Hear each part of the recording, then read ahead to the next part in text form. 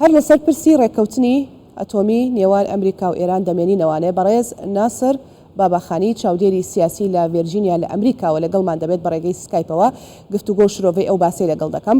بەڕێز ناسر ئەم کاتتان باش، سوپاس بۆی کە ئامادەن لەگەڵمان. بەوە دەست پێکەم ئەم هەوڵانە هیچی لێ سەوز دەبێت بۆ ڕێککەوتنی ئەتۆمی، بە تایبەت مەبەستم دەست پێشخەریەکەی یەکێتی ئەوروپایە.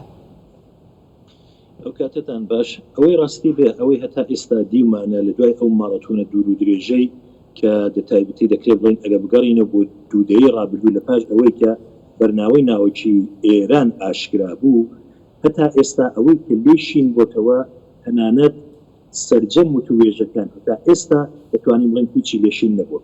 کە دەڵم هیچی لێشین نەبوو بۆ معنایەتێک کە لێرەدا لە ماوەی ئەم 20 ساڵی ڕابردوودا براوەی سەرەکی کۆماری ئیسلامی بووە، چون هەر ئێستا دوای ئەوەی کە ئێران وڵامی ڕەشنووسەکەی ئەمریکا وڵامی ڕەشنووسەکەی کۆماری ئیسلامی داوەتەوە، متابعەی میدیای ئێرانی دەکرێت پاس بەوەی دەکەن دەڵێن ئەمریکا نە بەڵێن نە بەخێر جوابی نەداوەتە، بۆیە ئەو ئێمە پێویستیمان بە کاتێکی زیاترەیە بۆ تاوتۆکردی وڵامەکەی ئەمریکا. و هەر ئەوڕۆ کە هەر ئێستا پێم وایە چەند ساعتێک لەمەوبەر وەزیری دەرەوەی ئێران لەگەڵ با بڵێن سەرۆکی نەتەوە یەکگرتووەکان قسەی کردو، دەڵێ ئێمە هیچ پەلەیەکمان نێت بۆ وڵامدانەوە، بەڵام دێنی بەرنامەکە تاوتۆ دەکەین.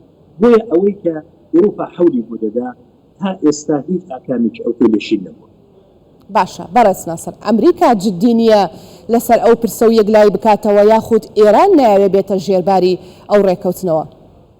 زۆر پرسیارێکی باش بوو. بە باوەڕی من ئەمریکا لە دوای ترامپ ینی هاتنە سەرکاری بایدن بە حکمی ئەوەی کە هێز ئێستا ئەگەر تۆ متابعەی ماڵپەڕی F-38 ینی ئەو ماڵپەڕی کە ڕادەی ڕەزامەندی لەسەر کۆمار نیشان دەدا لە شەڕی دووهەمی جیهانی کۆمارن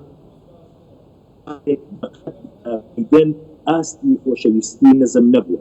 هۆکارەکانی دەگەڕێنەوە سەر ئەو قەیرانی وزەی کە لە دنیادا ساز بوو، وەلایەکی دیکەشەوە نرخی ئاوسان لە وڵاتە خەریکە لە 9% تێدەپەڕێت و ترس لە شکست لە هەڵبژاردنەکانی داهاتوو و هەروەها سیاسەتی دەرەوەی بایدن بە تایبەتی جۆری پەیوەندیەکانی لەگەڵ عەرەبستان، جۆری پەیوەندیەکانی لەگەڵ ئیسرائیل و هەروەها ئەو کێشانەی کە ئێستا لەگەڵ چین و رووسیا وەک دووزلهێزێکی سەبارەت بە تایوان و ئوکراینە وای کردووە کە بایدن و تیمەکەی بە هەر شکلێک و بە هەر شێوەیەکی بێ ئەو ڕێککەوتنە جێبەجێ بکەن. و بە باوەڕی من یەکێک لە هۆکارە سەرەکیەکانی کە بەداخەوە لە چاوی مێدیا زۆر جاران دوور دەمێنێتەوە دەبێتەوە سەر باسێکی سایکۆلۆژیک و ڕەوانی خودی بایدن کە هاتە سەرکار لە نێو دیبەیتەکانی کە لەگەڵ ترامپی بوو کە سەیرت دەکرد ئەوەندە ئاستی ئەو دیبەیتانە نەزم بوو کە مێدیاکان وەک شەرمەزاری نەتەوەیان باز دەکرد.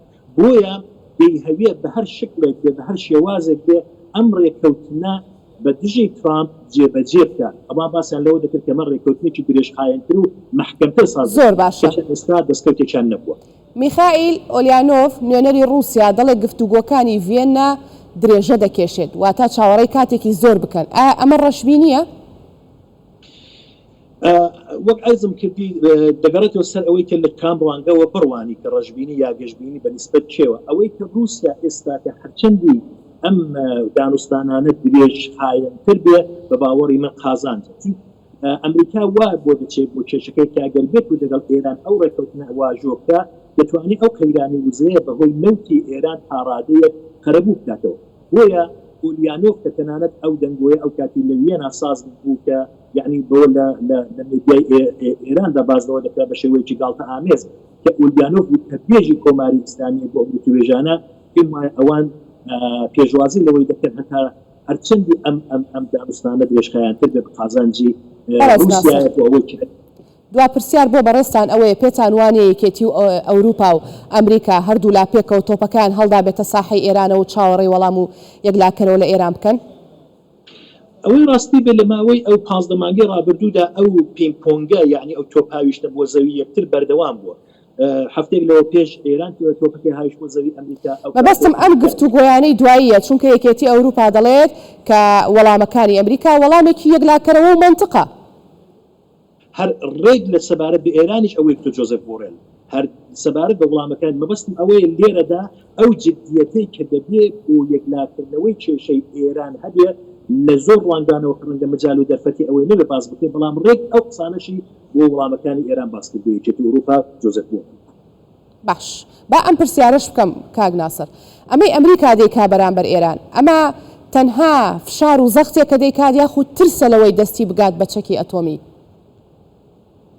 بە باوەڕی من هۆکاری سەرچەکەی وەک عەرزم کرد لە وەڵامی پرسیاری یەکەمەدا دەگەڕێتەوە سەر ئەوەی کە ئەمریکا پێی وایە ئەگەر ئێران یا کۆماری ئیسلامی پێمر بکات بەوەی کە دەستی بە چەکی ئەتۆمی ڕانەگا دەتوانێت قەیرانی وزە جێبەجێبکات و لە ناوچەدا بتوانێت دەستێکی باڵای هەبێت لەباری ئاسایش ئەمنیەوە.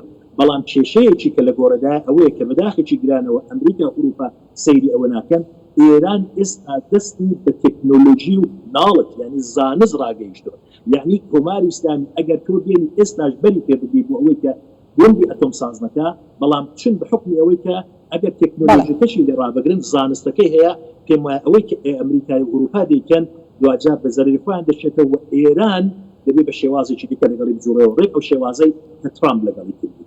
بەڕێز ناسر باباخانی چاودێری سیاسی لە ڤێرجینیا لە ئەمریکاوە گەلێک سوپاس کە لە ڕێگەی سکایپەوە لەگەڵمان بوویت.